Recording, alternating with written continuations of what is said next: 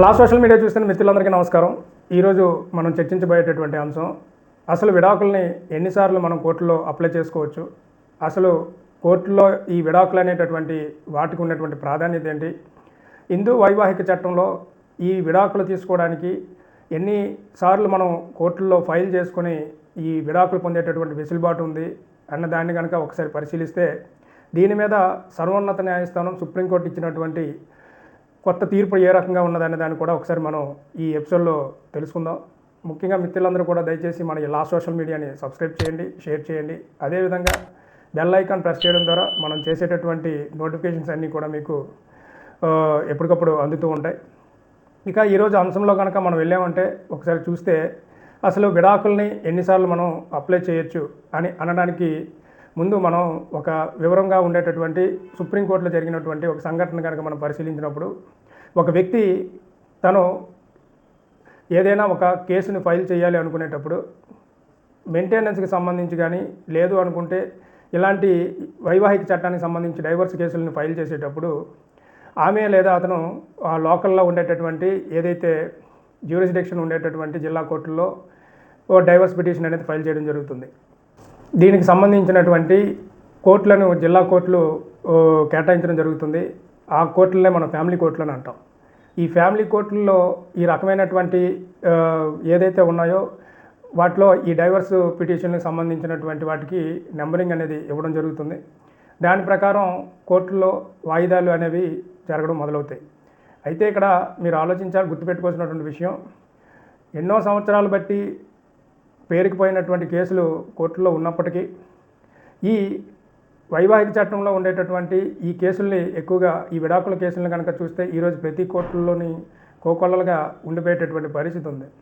వీటి ద్వారానే ఈరోజు ఎంతోమంది ఇబ్బంది పడుతున్నటువంటి పరిస్థితులు ఉన్నప్పటికీ కోర్టులు కూడా అధిక భారాన్ని మోసేటటువంటి పరిస్థితి. కారణం, చేసేటటువంటి కేసుల కన్నా ఈ కొత్తగా ఫైల్ అయ్యేటటువంటి ఈ రకమైనటువంటి విడాకుల కేసులు చాలా ఎక్కువగా ఫైల్ అవ్వడం వల్ల ఈరోజు కోర్టులకు కూడా సమయం వృధా అయ్యేటటువంటి పరిస్థితులు ఎక్కువగా కనిపిస్తున్నాయి. అయితే ఈ irrevocable breakdown of the marriage అని కనుక మనం ఒకసారి పరిశీలించినప్పుడు, ఈ విడాకులు అనేటటువంటి అంశంలో ఒక వ్యక్తి తను ఎన్నిసార్లైనా కోర్టులో విడాకుల గురించి ఫైల్ చేసుకోవచ్చా అంటే, దానికి ఈ ఒకసారి వివరాల్లో కనుక మనం వెళ్ళినప్పుడు, ఏదైనా ఒక విడాకులకు సంబంధించినటువంటి కేసుని మనం ఫైల్ చేసిన తర్వాత దాంట్లో నెంబరింగ్ అయ్యి దాని మీద ట్రయల్స్ నిర్వహణ అనేది జరిగేటప్పుడు కోర్టులు అనేక రకాలైనటువంటి సమయాలని వాయిదాలను ఇవ్వడం జరుగుతుంది. కారణం, భార్య లేక భర్త అనేటటువంటి ఇరువురు కూడా ఏదో సమయంలో కలుస్తారనేటటువంటి సదుద్దేశంతో గౌరవ న్యాయస్థానాలు ఈ రకమైనటువంటి వెసులుబాటును కల్పిస్తాయి. కానీ కొన్ని సందర్భాల్లో వీటినే పరమావధిగా పెట్టుకొని భార్యకి మెయింటెనెన్స్ ఇవ్వకుండా ఉండేటటువంటి కొంతమంది ప్రబుద్ధుల్ని కనుక మనం పరిశీలించినప్పుడు, వారు ఈ రకమైనటువంటి విడాకులకి ఏకపక్షంగా ఉంటూ వారు విడాకులు ఇవ్వక ఇటేపు వాళ్ళకి మెయింటెనెన్స్కి ఎలమనీ ఏదైతే ఉందో ఎలమనీ కూడా ఇవ్వకుండా వారిని ఇబ్బంది పెట్టేటటువంటి పరిస్థితులు ఉన్నాయి. ఇలాంటి సందర్భం జరిగిందే 30 సంవత్సరాల క్రితం ఫైల్ చేసినటువంటి ఒక డైవర్స్ పిటిషను అనేక అవరోధాలు ఎదుర్కొంటూ చివరకు సుప్రీంకోర్టుకి వెళ్లాల్సినటువంటి పరిస్థితి. ఆమె ఫైల్ చేసినటువంటి డైవర్స్ పిటిషన్లో ఆయన డైవర్స్ని ఇవ్వకుండా అనేక సందర్భాల్లో హైకోర్టుకి ఇంట్రీమ్ ఆర్డర్ల కొరకు వెళ్ళడం, ప్రతి దాంట్లోని ఆయన తన తాలూకా వాదనలు వినిపించడం, అక్కడి నుండి ఆర్డర్లు తీసుకొచ్చి కింద కోర్టుల్లో మళ్ళీ ఫ్యామిలీ కోర్టుల్లో ట్రయల్ నిర్వహించడం, ఈ రకంగా అనేక రకాలైన సందర్భాల్లో ఆమెకు న్యాయం జరగకపోగా సమయం వృధా అవ్వడం అనేది జరిగింది. దీన్ని గమనించినటువంటి సర్వోన్నత న్యాయస్థానం ఈ రకమైనటువంటి విధానం సరైనది కాదు, ఒక విడాకులు అనేటటువంటి అంశంలోని ఈ కేసులోనే 30 సంవత్సరాల తాత్సారం జరగడం అనేది సరైనటువంటి విధానం కాదని గుర్తించినటువంటి సర్వోన్నత న్యాయస్థానం ఆ వ్యక్తికి 30 లక్షల రూపాయల జరిమానా ఒక రకంగా అనుకోవాలి మనం. ఎందుకంటే 30 సంవత్సరాలు బట్టి ఆమెని ఎటువంటి ఆవిడికి మెయింటెనెన్స్ లేకుండా, అదేవిధంగా ఆవిడ తన బిడ్డకి పెట్టాల్సినటువంటి ఏ రకమైనటువంటి పోషణ ఇవ్వకుండా ఆయన ఈ రకమైనటువంటి ఒక నేరో మైండ్ తోటి వ్యవహరించాడనేటటువంటి విధానాన్ని గుర్తించినటువంటి సర్వోన్నత న్యాయస్థానం ఆయనకి 30 లక్షల రూపాయల అలిమినిటీ భార్యకి పే చేయాలని చెప్పి, దాంతోపాటు 30 సంవత్సరాల పాటు ఈ రకమైనటువంటి కేసులు పెట్టి ఆమెను ఇబ్బందికి గురి చేసి ఆమె తలకు యోగక్షేమాలు కానీ పిల్లలకు సంబంధించినటువంటి యోగక్షేమాలు కానీ చూడలేదనేటటువంటి ఒక ఉద్దేశంతో కోర్టు వారు 30 లక్షలతో పాటు 7% ఇంట్రెస్ట్ని కూడా 7% ఇంట్రెస్ట్ని కూడా ఫైల్ చేయమని చెప్పి అది కట్టమని చెప్పి కోర్టు వారు చాలా అద్భుతమైనటువంటి ఒక తీర్పు ఇవ్వడం జరిగింది. దీన్ని బట్టి అర్థం కావాల్సినటువంటి విషయం, విడాకులకి అప్లై చేసుకునేటటువంటి వ్యక్తులు సరైనటువంటి విధానంలో కనుక అప్లై చేసుకొని ఒక విధి విధానాల్లో సరిగ్గా ముందుకు తీసుకెళ్ళినట్టయితే ఈ రకమైనటువంటి ఇబ్బందులే లేకపోయినట్టయితే ఈ రకంగా విచ్చలవిడితనం పెరిగిపోవడం, డైవర్స్ ఫైల్ చేసిన తర్వాత ఏమీ కాదులే అనేటటువంటి ఒక దురుద్దేశంతో మనుషులను ఇబ్బంది పెట్టేటటువంటి పరిస్థితుల్లో అనేక రకాల సందర్భాలు ఈ రకమైనటువంటి ఇబ్బందులు కలిగేటటువంటి పరిస్థితి ఉంది. ఇక ఇంకొకటి కనుక మనం గమనించినట్టయితే అసలు విడాకులు ఒకరు కోరుకుంటేనే వచ్చేటటువంటి అవకాశం ఉందా? ఇప్పుడు భార్యాభర్తలు ఇద్దరిలో ఏ ఒక్కరు ఫైల్ చేసుకున్నా కూడా విడాకులు వస్తాయా అనుకుంటే, ముందు ఫైల్ చేసేటప్పుడు ఎవరు భార్య లేదా భర్త ఇద్దరిలో ఎవరో ఒకరు ఫైల్ చేసుకోవచ్చు. ఫైల్ చేసుకున్న తర్వాత వారు ఇరువురిలో కూడా ఒకవేళ ట్రయల్ నిర్వహణ జరుగుతున్న సమయాల్లో పెద్దలు వారి తొలక అటువైపు ఆమె తరపున లేదా ఇతని తరపున ఎవరో ఒకరు కూర్చొని మాట్లాడి వారికి కలిసే ప్రయత్నం చేయాలి. లేని సమక్షంలో మ్యూచువల్ డైవర్స్ కానీ ఫైల్ చేసుకున్నట్టయితే ఇది ఈజీగా అయిపోయేటటువంటి ప్రాసెస్గా మారుతుంది. అయితే మ్యూచువల్ డైవర్స్కి చేసుకోవడం వల్ల వీరికి ఒక అడ్వాంటేజ్ ఏంటంటే, సింగిల్ డైవర్స్ చేసుకునే దానికి సంవత్సరాలు నడిచేటటువంటి కేసుల్ని మ్యూచువల్ డైవర్స్గా ఇద్దరు కలిపి వేసుకోవడం వల్ల భార్యాభర్తలు ఇద్దరూ కూడా వితిన్ 6 monthsలో గౌరవ న్యాయస్థానం సుప్రీంకోర్టు ఇచ్చినటువంటి తాజా తీర్పుల్లో దాని గురించి స్పష్టంగా వివరించారు. దాని ప్రకారం కూలెంట్ పీరియడ్ 6 monthsలోని భార్యాభర్తలు ఇద్దరికీ కూడా డైవర్స్ని మంజూరు చేయడం, వారికి లీగల్ పరంగానే డివైడ్ అయ్యేటటువంటి అవకాశం ఇవ్వడం అనేది జరిగింది.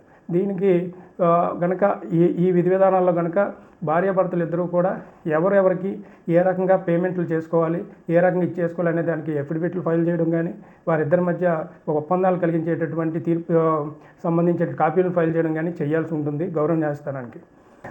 ఇక దీంతో పాటుగా అతి ముఖ్యమైనది ఈ మధ్యకాలంలో కోర్టుల్లో ఎక్కువగా చూస్తున్నది భరణం ఇమ్మని చెప్పి, అంటే మెయింటెనెన్స్ ఇమ్మని చెప్పి గౌరవ న్యాయస్థానాలు వారి యొక్క తీర్పుల్లో వెలువరించిన తర్వాత భర్తలు భార్యలకి మెయింటెనెన్స్లకు ఇవ్వకుండా వారిని ఇబ్బంది కలిగించేటటువంటి పరిస్థితులు అనేక సందర్భాల్లో చూస్తూ ఉన్నాం. ఇలాంటప్పుడు ఒకసారి మెయింటెనెన్స్ ఫైల్ అయిన తర్వాత భార్య తన భర్త నుంచి ఏదైనా మెయింటెనెన్స్కి ఫైనాన్షియల్గా సపోర్ట్ దొరుకుతుందేమో అని చూసేటటువంటి సందర్భంలో భార్యకి ఎటువంటి మెయింటెనెన్స్ దొరకపోవడం, అదే తాను ఏ రకంగా కూడా తన భర్త నుండి లబ్ధి చేకూరకపోవడం వలన తప్పని పరిస్థితుల్లో డైవర్స్ తీసుకున్నటువంటి కాపీలని మళ్ళీ ఫైల్ చేసుకొని దాన్ని ఎగ్జిక్యూటివ్ పిటిషన్ని ఫైల్ చేసుకోవాల్సిన పరిస్థితి మళ్ళీ కోర్టుల్లో. దీని ప్రకారం కోర్టులు గౌరవ న్యాయస్థానాలు కనుక చూసినట్టయితే వారు ఇందులో 2 రకాలైనటువంటి విధి విధానాలని చూపిస్తారు. ఒకటి, అతనికి ఏవైనా ప్రాపర్టీలు కనుక ఉంటే ఆ ప్రాపర్టీలని అటాచ్మెంట్ చేసి వాటిని ఆమెకి ఇచ్చే ప్రయత్నం కానీ జరిగే అవకాశం ఉంది. లేదు అనుకుంటే అరెస్ట్ ఈపీలు అని చెప్పి సపరేట్గా ఎవరైతే ఆ వ్యక్తి ఉన్నారో తన భర్త మెయింటెనెన్స్ ఇవ్వకుండా కోర్టు వారి ఇచ్చినటువంటి తీర్పుల్ని ధిక్కరిస్తూ కంటెంప్ట్ ఆఫ్ కోర్టుని ఎప్పుడైతే పాల్పడుతున్నాడో అలాంటి వ్యక్తి మీద ఈ రకమైనటువంటి కేసును కూడా ఫైల్ చేసేటటువంటి అవకాశం ఉంది. ఈ అరెస్ట్ ఏదైతే ఈపీని ఫైల్ చేస్తున్నారో ఆ ఈపీ ఫైల్ చేయడం ద్వారా ఆ వ్యక్తిని కస్టడీలో తీసుకునేటటువంటి అవకాశం ఉంది. దాంతోపాటుగా ఒకసారి ఈపీ ఫైల్ చేయడం కాదు, లైఫ్ టైం మెయింటెనెన్స్ ఉంటుంది కాబట్టి ఇండివిజువల్ ఈపీలు సపరేట్గా ఫైల్ చేసుకోవాల్సి ఉంటుంది. అంటే ఒక ఈపీకి ఒకసారి ఒక కోర్టులో ఒక డైవర్స్ పిటిషన్, ఒక మెయింటెనెన్స్ పిటిషన్ ఫైల్ చేసిన తర్వాత అక్కడ నుండి ఆ మెయింటెనెన్స్ ఏదైతే డైవర్స్ దానికి సంబంధించినటువంటి జడ్జిమెంట్ వచ్చిందో జడ్జిమెంట్ రోజు వరకు కూడా ఉన్నటువంటి గ్యాప్ పీరియడ్ ఏదైతే ఉందో దాంట్లోనే ఇవ్వాల్సినటువంటి మెయింటెనెన్స్ని క్యాలిక్యులేట్ చేయడం, దాన్ని ఒక ఈపీగా ఫైల్ చేసుకోవడం, దాంతోపాటు మరలా అక్కడ నుండి వచ్చేటటువంటి ఏదైతే నెలవారీ గ్యాప్లు ఎంతైతే ఉన్నాయో ప్రతి 3 నెలలకి 5 నెలలకి వారు ఈపీలను ఫైల్ చేసుకోవడం ద్వారా వారి దగ్గర నుండి మనం ఎలిమినేటిని తీసుకునేటటువంటి అవకాశం ఉంటుంది, మెయింటెనెన్స్ని తీసుకునేటటువంటి అవకాశం ఉంటుంది. దీనివల్ల ఒకటి, డైవర్స్ పూర్తిగా జరిగి ఫుల్ అండ్ ఫైనల్ సెటిల్మెంట్ జరిగే వెసులుబాటు అయినా జరుగుతుంది. లేదు అనుకుంటే భార్య లేక భర్త ఇరువురు మధ్య ఒక పరస్పర ఒప్పందం జరిగి పూర్తిగా విడాకులు తీసుకొని ఎవరి దారినాలు పోయేటటువంటి పరిస్థితులు ఉన్నాయి. కాబట్టి హిందూ వైవాహిక చట్టంలో ఈ విడాకులు అనేవి అదేవిధంగా మెయింటెనెన్స్లు అనేవి చాలా కోకొల్లలుగా పెరిగిపోయినటువంటి సందర్భంలో కోర్టులకి ఒక రకంగా చెప్పాలంటే ఈ కేసులు తలబరంగానే మారాయని చెప్పొచ్చు. కారణం, ఎన్నో కేసులు ఈరోజు ఓన్లీ మెయింటెనెన్స్కి సంబంధించినటువంటి కేసులు చాలా ఎక్కువ మొత్తంలో ఈ రకమైనటువంటి కేసులు, డైవర్స్ కేసులు ఎక్కువగా ఫైల్ అవడం వలన వాటిని ఎగ్జిక్యూట్ చేసే విధానంలో కొంత ఇబ్బంది కలిగేటటువంటి పరిస్థితులు ఉన్నాయి. కాబట్టి సామరస్యమైనటువంటి జీవితాన్ని అందరూ కలిగి ఉండాలని చెప్పి ఇటువంటి డైవర్స్ పిటిషన్లు, మెయింటెనెన్స్ పిటిషన్లు తీసుకోవడానికి కోర్టులకి అనవసరమైనటువంటి మీ సమయాన్ని, కోర్టు తాలూకా వాల్యుబుల్ సమయాన్ని వృధా చేయొద్దని చెప్పి తెలియజేస్తూ సెలవు తీసుకుంటున్నాను.